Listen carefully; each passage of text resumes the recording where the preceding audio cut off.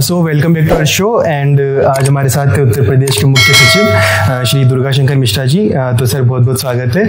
धन्यवाद अंकित। की जो लास्ट वीडियो थी सर लोगों ने काफ़ी ज़्यादा प्यार दिया यूट्यूब पे, काफ़ी लोगों के कमेंट्स आए कि सर इतने इंस्पिरेशनल है, सर की जो एनर्जी काफ़ी पॉजिटिव है, काफ़ी लोगों को आपसे सीखने को मिला। तो सर उसके लिए बहुत बहुत धन्यवाद। मुझे भी धन्यवाद करूँगा कि आपने मेरी अपनी बातों को लोगों तक पहुँचाया और मकसद भी था कि लोगों को दिखना चाहिए कि कैसे कोई आज जो संभव हो सका है कि गांव से लेकर के यहाँ तक की यात्रा कैसे आप पूरी करते हैं। और सर रिसेंटली आपको 40 साल भी सिविल सर्विस में पूरे, उसके लिए बहुत बहुत बधाई।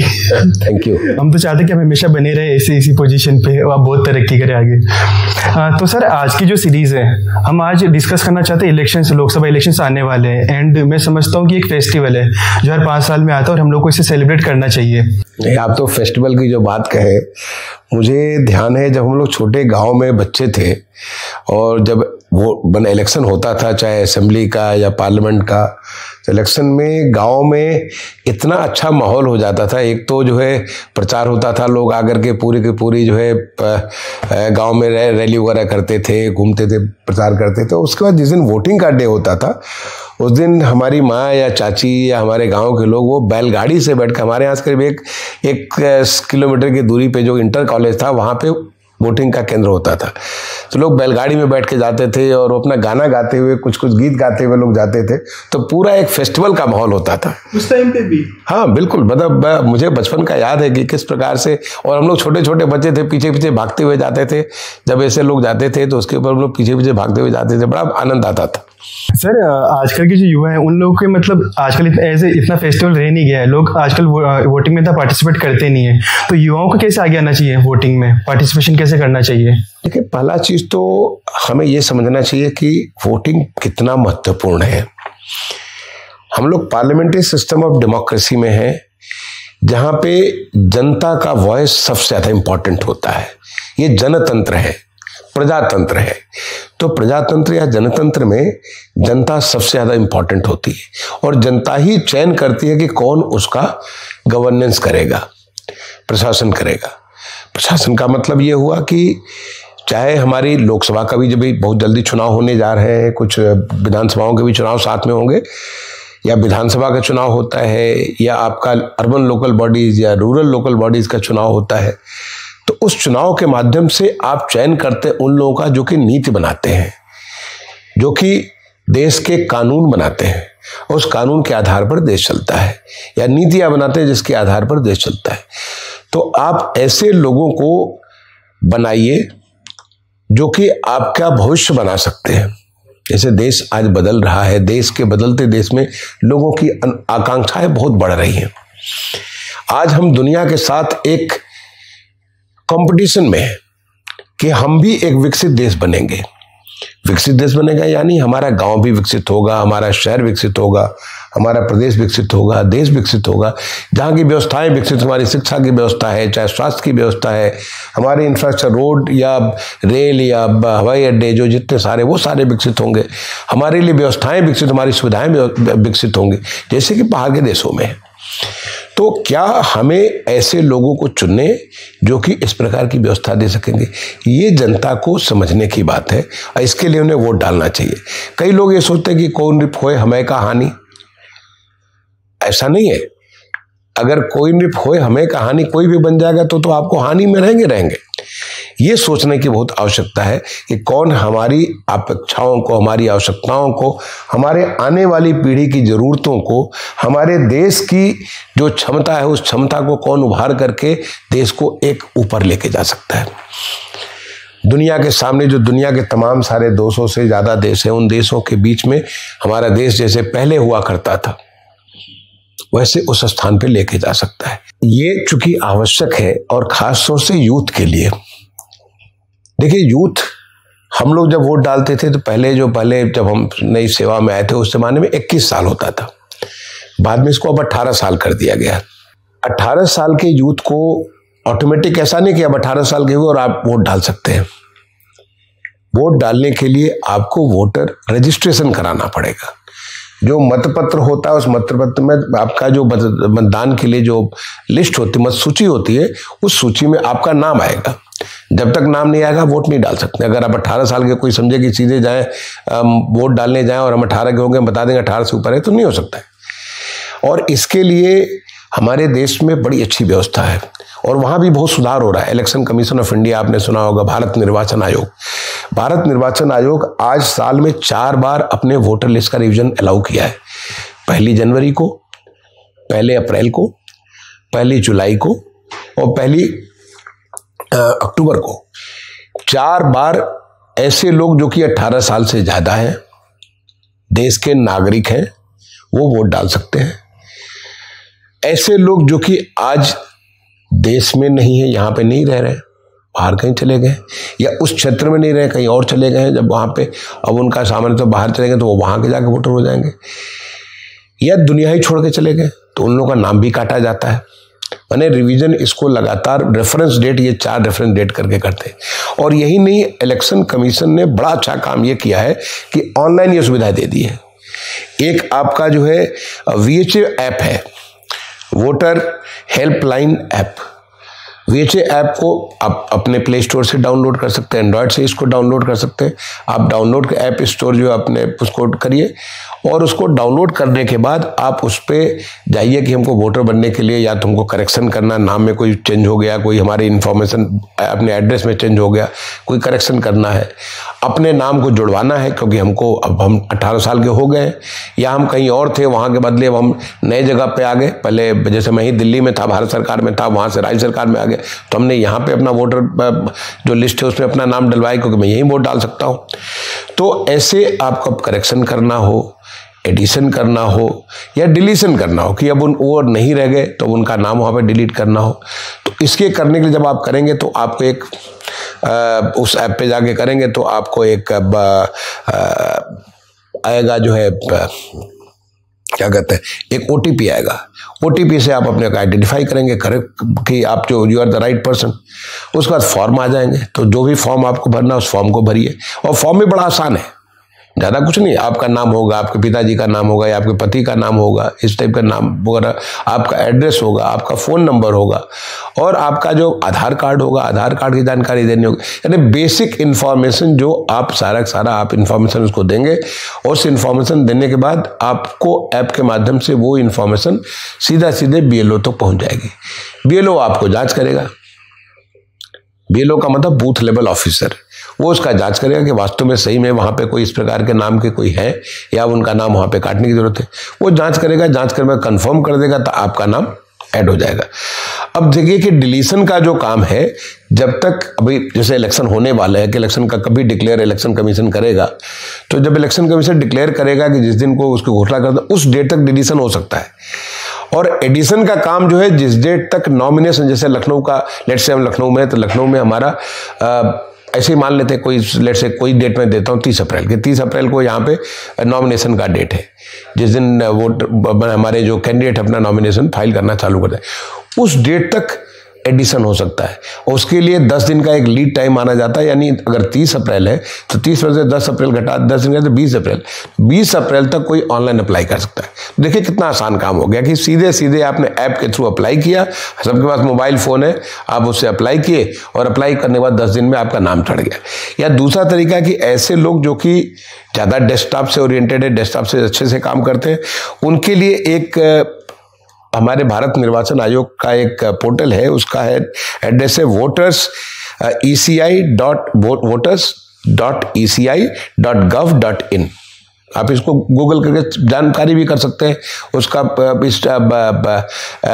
जो हमारा पोर्टल है, उस पोर्टल पे आप जाइए, अगेन सेम प्रोसेस, सिंपल सा एप्लीकेशन। आप एडिशन करना चाहें, डिलीशन करना चाहें, करेक्शन करना चाहें, वो सारा काम आप कर सकते हैं इलेक्शन कमीशन के माध्यम से। यानी एक तो सिस्टम होगा जो फिजिकली हमारा BLO जो करता है तो वो 4 बार, और दूसरा सिस्टम होगा कि ऑटोमेटिक सबको अधिकार दे दिया गया। तो मैं सोचता हूँ इतना आसान काम है, तो ऐसे लोग, क्योंकि ऑटोमेटिक आप नहीं बनते सदस्य, आपको बनने के लिए अप्लाई करना पड़ता है। और मैं कहूँगा, हर एक यूथ से कहूँगा क्योंकि यूथ आज बहुत एस्पिरेशनल है।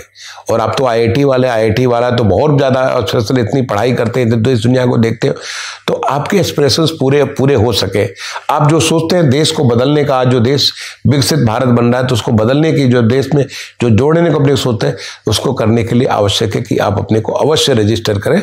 और आप मतपत्र में, जब आपका मत सूची में नाम हो जाएगा, तो जब कभी वोटिंग होगा तो उसके पहले आपको मत पर्ची मिल जाएगी। और मत पर्ची जो मिलेगी, मत पर्ची मतलब एक स्लिप मिलती है जो बीएलओ जारी करता है, और उस स्लिप के आधार पर जब अपने वोटिंग जहाँ पे आपका मतदान केंद्र वहाँ जाएंगे, आप वोट डाल देंगे। अगर पर्ची नहीं है, आप केवल आधार कार्ड लेके जाइए। भारत निर्वाचन आयोग ने आधार कार्ड के अलावा और 12 जो है अलग किस्म के ऐसे जो माने फोटो आइडेंटिटी होते हैं, जैसे कि पासपोर्ट आपके पास है, ड्राइविंग लाइसेंस आपके पास है, ऐसे जो आधार कार्ड तो है ही, आपको जो वो हमारा मनरेगा वाला कार्ड आपको मिला, ऐसे कई सारी चीज़ें आइडेंटिटी उन्होंने बना रखी है कि वो सब आइडेंटिटी जो फोटो के साथ आइडेंटिटी है, अगर आप वो लेके जाएंगे तो उसके आधार पर भी जब आपका जो सूची में नाम देखेंगे, और सूची में नाम देख करके वहाँ पे जाकर के वोट डाल सकते हैं। Sir please tell our audience about power of one vote, क्योंकि कई बार लोग छोड़ देते हैं कि एक मेरा ही तो वोट है, मेरे वोट से क्या होगा, या फिर पढ़े लिखे लोग तक सर छोड़ देते हैं कि एक वोट से क्या होगा। बिल्कुल आपने सही कहा। एक तो लोग सोचते हैं कि भाई हम जाएं वो जाके लाइन में लगे और एक तो वोट पड़ना है। अरे बूंद बिंदु बिंदु से सिंधु बना है, एक एक वोट से ही तो जाकर के, जब एक एक नहीं जुड़ेगा तो लाख हजार कहां से बनेगा। और आपने अगर छोड़ दिया, आपके जैसे सैकड़ों लोगों ने छोड़ दिया। मुझे एक कहानी नजर आती है, वो एक राजा साहब अपने यहाँ जो इन्होंने एक ऐलान किया कि हमारे यहाँ सबसे ज़्यादा ईमानदार कौन है, अपने महामंत्री को। महामंत्री ने कहा कि इसको चेक करने के लिए हम ऐसा करते हैं कि एक पूरी फरियाद एक सभी जगह एक इसके डुगडुगी बजा देते हैं कि सब कोई शाम को अंधेरा जब होता है तो लोग एक लोटा दूध ला करके उस तालाब में, जो कि राजा साहब के घर के ठीक सामने था, उस तालाब में डालेंगे। एक लोटा दूध, क्यों ज़्यादा नहीं, मुश्किल से 1 लीटर दूध ला करके लोग डालेंगे और सबका अटेंडेंस होगा ताकि कोई छूटे नहीं। राजा साहब से उन्होंने कहा कि सवेरे सवेरे आपको हम दिखा देंगे कौन सबसे ईमानदार वो तालाब पे खड़ा होगा। तो इस बात की जो है पूरा डिडोरा सब जगह पूरे नगर में कर दिया गया कि सब कोई कंपल्सरली आएगा, अपना वहाँ पे आइडेंटिटी करेगा, उसके बाद वो जाकर के वहाँ पे 1 लोटा दूध डाल के आएगा। अगले दिन सवेरे राजा साहब जब तालाब के किनारे पहुंचे तो उन्होंने पूछा अपने महामंत्री को कि भाई कौन सबसे ईमानदार है, यहां तो कोई नहीं तुम्हारे अलावा। तो उसने कहा आप देख लीजिए तालाब में क्या। तो तालाब में क्या था, सारा का सारा पानी भरा था। क्योंकि हर कोई ने सोचा कि जब इतना लोग, शहर के लाखों लोग आकर के उसमें 1 लोटा दूध डालेंगे तो हमारा 1 लोटा पानी तो कोई फर्क ही नहीं पड़ता है, वो तो उसमें चुप जाएगा। और ऐसे भी राजा साहब का ऐलान ये है कि केवल आपकी आइडेंटिटी चेक की जाएगी, लोटे के अंदर क्या वो तो चेक नहीं किया जाएगा। तो सब ने पानी डाला और वो पूरा पानी से लबालब भरा था तालाब। तो ये जो सोचना कि हमारा वोट ना जाए तो क्या फर्क पड़ता है, बहुत फर्क पड़ता है। हर वोट का मतलब होता है, क्योंकि आप अगले 5 साल के लिए अपने उन लोगों को चुन रहे हैं जो कि आपके लिए कैसी सड़क होगी, कैसी रेल की व्यवस्था होगी, कैसी संचार कम्युनिकेशन की व्यवस्था होगी, कैसे रोजगार की व्यवस्था होगी, कैसे स्वास्थ्य की व्यवस्था होगी, कैसे शिक्षा की व्यवस्था होगी। ये जो तमाम सारी चीज़ें जो कि आपके परिवार के, आपके बच्चों के भविष्य को तय करेगी, उनकी अपेक्षाओं को पूरा करने के लिए उसको तय करेगी, उसको तय करने जा रहे हैं। तो हाथ आपके हाथ में है, आप करना चाहते हैं, इन्फ्लुएंस करना चाहते हैं, जरूर करें, क्योंकि प्रजातंत्र जनतंत्र है, आपका एक एक वोट सरकार को बनाता है। सर सिंस जैसा कि मैंने बताया कि आपकी सर्विस को 40 साल हो चुके हैं, तो आपने इतनी जगहों पे चुनाव करवाए हैं, आपने डिस्ट्रिक्ट से लेकर अब तक आप स्टेट के चुनाव करवा रहे हो, तो इसमें इतनी सारी टेक्नोलॉजी डेवलप हो चुकी है। पहले बैलेट पेपर पे चुनाव होते थे, अभी ईवीएम पे होते हैं। काफ़ी लोग ईवीएम को क्वेश्चन भी करते हैं कि ईवीएम के चुनाव सेफ नहीं होते या ईवीएम को बैन होना चाहिए। काफ़ी पॉलिटिकल पार्टीज डिमांड करती है, काफ़ी पब्लिक क्वेश्चन करती है, तो आपका इस पर क्या ओपिनियन है? देखिए, मुझे तो बड़ा आश्चर्य होता है आज के ज़माने में जो टेक्नोलॉजी का युग है। आज आप तो आईआईटी वाले हो, आईआईटी तो टेक्नोलॉजी पे काम करते हैं, मैं भी आईआईटी वाला हूँ, मैंने टेक्नोलॉजी पे पढ़ाई की और मैं तो टेक्नोलॉजी से सारे के सारे जितने काम करता हूँ सब टेक्नोलॉजी का पूरा यूज़ करता हूँ। आप सोचिए कि जो टेक्नोलॉजी के युग में टेक्नोलॉजी पे इस प्रकार से क्वेश्चन करना, भारत निर्वाचन आयोग ने चैलेंज किया, लोगों को चुनौती दिया, क्योंकि हर बार इस प्रकार की बात आती है। भारत निर्वाचन आयोग ने चुनौती दिया लोगों को कि जो भी इसको हैक कर सकता है, आज 48 घंटे का टाइम में आकर हैक करके दिखा दो।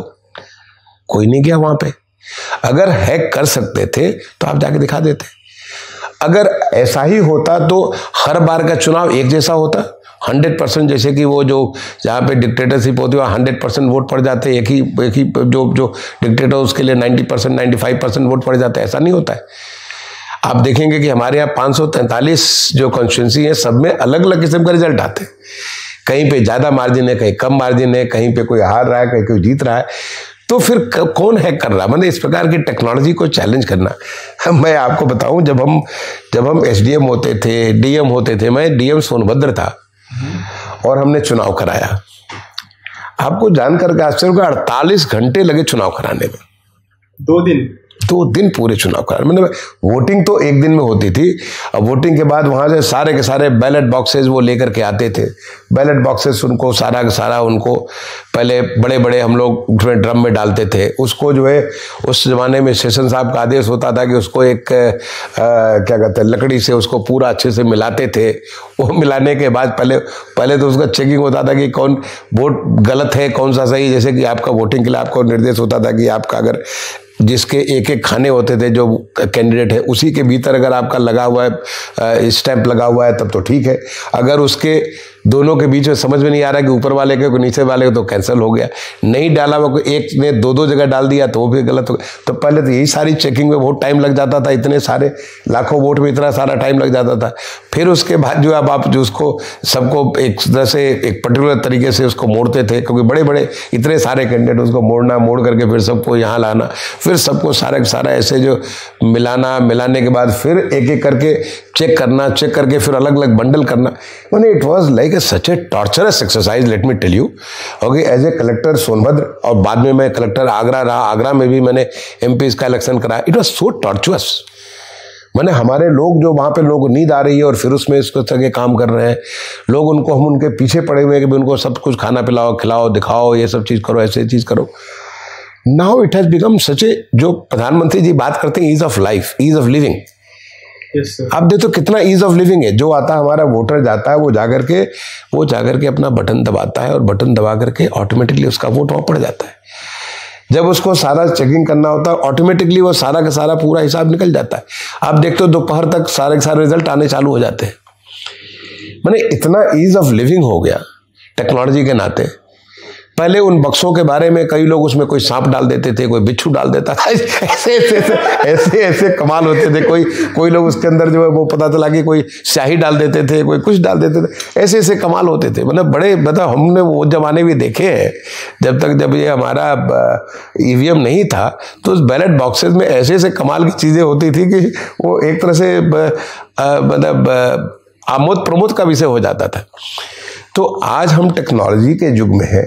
हमें ये सोचना चाहिए कि कैसे ये टेक्नोलॉजी, और ये दुनिया के लिए एग्जाम्पल है। हमारे देश में जो ईवीएम का काम हुआ है, जो हमारा इलेक्ट्रॉनिक कॉर्पोरेशन ऑफ इंडिया ने, ECIL ने जो काम किया, ये दूसरों को सीखने के लिए, दूसरे देश हमारे यहाँ सीखने आते हैं कि कैसे आप लोग इतने बड़े डेमोक्रेसी में, जहाँ इतने करोड़ों लोग जो वोट डालते हैं, उसको कैसे कर लेते हैं, कैसे इसी चीज़ को मैनेज कर लेते हैं। और अभी जैसे कि हमारा, मैं बताऊँ कि इस समय यहाँ पे जो अभी हर साल 25 जनवरी को नेशनल वोटर्स डे होता है, NVD जिसको कहते हैं। उस दिन हर एक जिले में, जैसे हमारे यहाँ जिले पे हर जिले में कार्यक्रम होते हैं, लोगों को, वोटर्स को कैसे अवेयर किया जाए। लखनऊ में भी कार्यक्रम हुआ, उस कार्यक्रम में मैं गया हुआ था, मैं वहाँ पे मुख्य अतिथि था।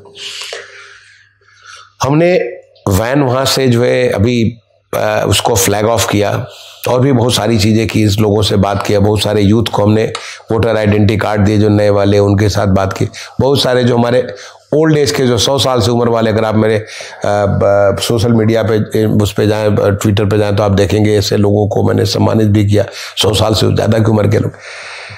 तो क्या है, अब हमारे 240 वैन आज पूरे प्रदेश में चल रहे हैं। ये हमारा भारत निर्वाचन आयोग ने, क्योंकि भारत निर्वाचन आयोग सबको अवेयर करना चाहता कि अधिक से अधिक लोग वोट डालें। उनको कैसे ईवीएम ऑपरेट करता है, जैसे नया पहले बार वोटर है, उसको बताने के लिए, डिमॉन्स्ट्रेट करने के लिए कि कैसे ये काम करता है, क्या उसमें सेफ्टी मेजर, वो सारा बताता है। और ये पूरे प्रदेश में एक्सरसाइज मैं समझता हूँ 25 फरवरी, मुझे ख्याल है 25 फरवरी तक ये पूरी एक्सरसाइज चलेगी। अगर आप IIT में चाहेंगे तो IIT में भी हम करवा देंगे। वहाँ पे IIT वैसे लोग बड़े अवेयर ऑलरेडी है, बट वहाँ भी हम इसे अपने वैन को भेज देंगे। मैं कलेक्टर हमारा जो कानपुर नगर का होगा, मैं बोल दूँगा वहाँ भेज करके लोगों को अवेयर कराओ। तो ये सब जगह इस प्रकार का कार्यक्रम पूरे प्रदेश में हो रहा है। सर मैं तो बिल्कुल तैयार हूँ वोट देने के लिए, पर आप तैयार है इलेक्शन करवाने के लिए, मतलब वोट परसेंटेज शेयर बढ़ाने के लिए आपकी क्या स्पेशल प्रिपरेशंस हैं? देखो बहुत सारी चीज़ें हैं। एक तो ऐसे जगह जहाँ पे वोटिंग परसेंटेज बहुत कम था, ये पूरा हमारे प्रदेश में उन्होंने आइडेंटिफाई किया कम क्या था, क्यों कारण था, उसको जानकारी करने के लिए उसको दूर करने की कोशिश करते हैं। फिर अधिक से अधिक वोटर्स जुड़ जाएं। इस बार हमारा पूरे देश में सबसे ज़्यादा वोटर की संख्या जुड़ी हमारे प्रदेश में जुड़ी, तो वो आपका वोटर्स को जोड़ने का काम। फिर वोटर्स को इन्फॉर्मेशन देने के कि अभी भी आप वोटर बन सकते हो, ये इसको सूचना देने के बाद।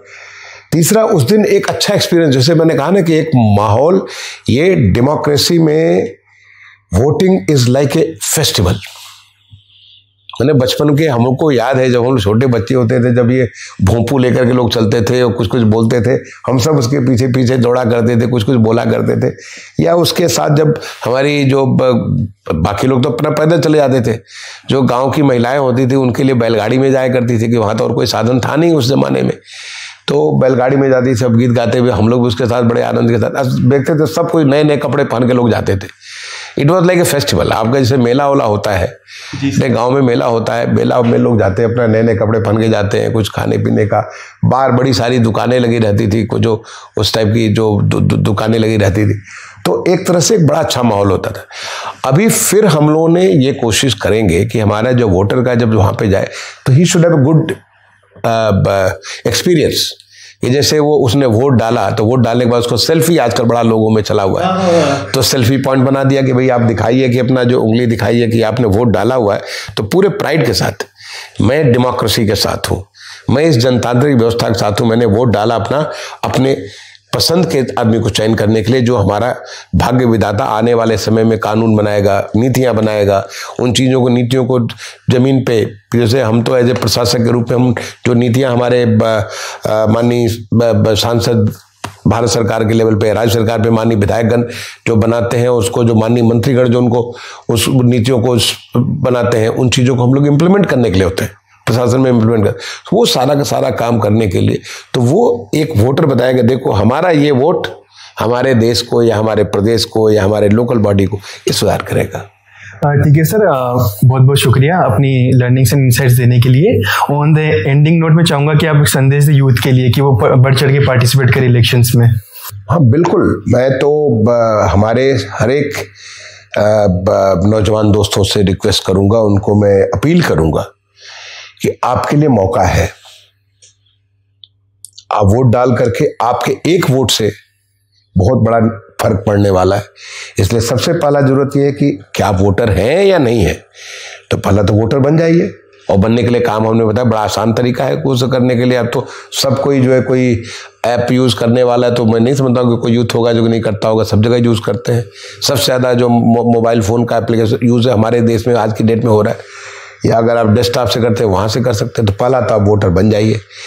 दूसरा, जिस दिन वोट हो बिल्कुल याद रखिए, ऐसा ना पता चला कि आप जो है, नॉर्मली वोटिंग का दिन छुट्टी का दिन होता है, आपको लगता है छुट्टी है चलो घूमने निकल गए। अरे नहीं भाई, घूमना तो करिए, उस दिन एंजॉय करिए। जैसे आप होली मनाते हो, दिवाली मनाते हो, ऐसे आप ऐसे एक और फेस्टिवल बनाओ, इलेक्शन का फेस्टिवल बनाओ। आप उसमें देखिए, दोस्तों से मिलिए, सबको मिलिए, अपने साथियों से मिलिए, जाके देखिए, सबको तैयार करिए, जाइए जाकर के वोट डाल करके आइए हैं। फिर देखिए कितने जो जब वोट का रिजल्ट आता, सब लोग इंतजार करते, जब रिजल्ट आएगा देखिए कि आपके वोट ने क्या फर्क डाला, तो वो भी आपको इंतजार होना चाहिए। देखिए कि कैसे आपने सरकार बनाया, क्योंकि जो सरकार बनाएगा वो सरकार अगले 5 साल चलने वाली है। तो वो आपके लिए, तो मैं यूथ से कहूँगा कि भाई आप लोग खुद भी वोट डालो और औरों को भी वोट डलवाओ। आपके जो घर के जो लोग हैं, अब तो ये भी हमारे भारत निर्वाचन आयोग ने एक सुविधा दे दी है कि जो बहुत ओल्ड लोग हैं, जो उनको जो नहीं जा सकते वोट डालने नहीं जा सकते हैं, जैसे कि मैंने दिव्यांगता तो मैं नहीं कहूँगा, लेकिन उनमें कुछ ऐसी शारीरिक कमजोरी है जिसके नाते वो नहीं जा सकते वोट डालने के लिए। अब वो खुद ही उनके घर पे वोट डलवाने के लिए हमारा ऑफिसर आ जाता है।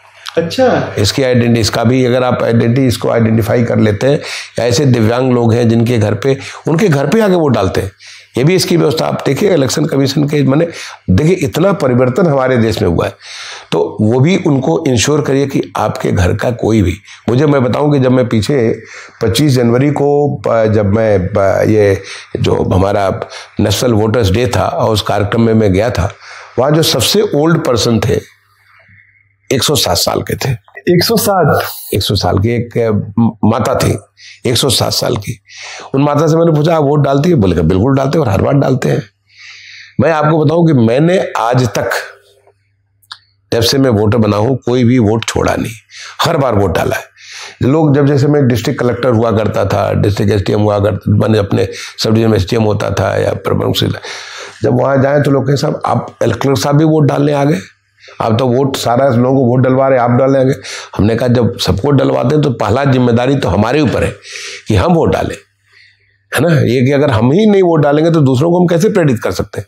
तो इसलिए मैं सारे यूथ को रिक्वेस्ट करूंगा, उनको अपील करूंगा, आप भी वोट डालें, अपने सारे के सारे परिवार वालों से वोट डलवाएं और अपने जितने भी जानने दोस्त मित्र माने परिजन स्वजन जो भी लोग हो सबको इसके लिए प्रेरित करिए। ये डेमोक्रेसी का इतना बड़ा त्योहार है, उस त्योहार को पूरे उमंग के साथ, पूरे अपनी मतलब खुशी के साथ, मैं तो कहूँगा कि घर में भी हलवा पूड़ी बना के खाइए उस दिन, कहिए कि आज हमारा जो ये दिन है, आज हमारा त्योहार के दिन को हम लोग जैसे दिवाली में खास पकवान बनता है, होली में खास पकवान बनता है, तो हमारे जो वोटिंग के दिन भी खास पकवान घर में बने, उसको लोग पूरे एंजॉय करें। आज हमने इतना बड़ा त्योहार बनाया। जी सर, बिल्कुल सबसे बड़ा लोकतंत्र है हम लोग। न केवल हम सबसे बड़े लोकतंत्र हैं, हम लोकतंत्र की जननी है। लोकतंत्र हमारे देश में पला, पैदा हुआ, पला, बढ़ा और हजारों साल से, मैंने ये दुनिया के लिए बहुत बड़ी श्रेय बड़े। आज की डेट में इतनी सारी जानकारी लोग होते, तो हम बड़े भी हैं और सबसे पुराने भी लोकतंत्र हैं। जी सर, बहुत बहुत शुक्रिया। आप सभी लोगों से जो भी एपिसोड देख रहे हैं, आप सभी लोगों से रिक्वेस्ट है कि प्लीज आप लोग जाइए और वोट कीजिए। Every vote counts, so please do vote and subscribe to our channel. धन्यवाद अंकित, बहुत बहुत धन्यवाद आपको। Thank you so much sir.